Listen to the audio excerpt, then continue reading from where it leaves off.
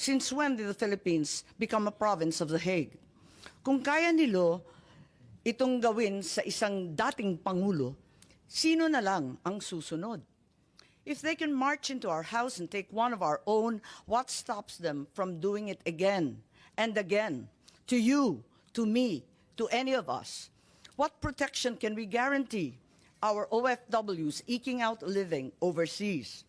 This is bigger than Duterte. This is about our dignity as Filipinos. Ngayon pa lang ito nangyari sa buong kasaysayan ng Pilipinas. Pero paano kung mauulit? Paano kung sa susunod, ibang Pilipino naman ang kinaladkad papalabas? The Senate will seek answers, and if there is indeed wrongdoing, we will make certain to put up safeguards so this never happens again. We are not here to fight, least of all, to fight each other.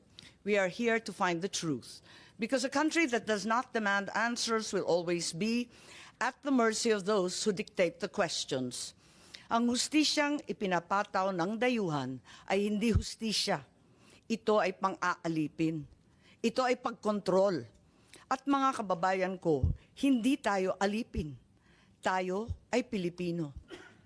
At kung Pilipino ka, hindi mo kailanman isusuko ang iyong kapwang Pilipino.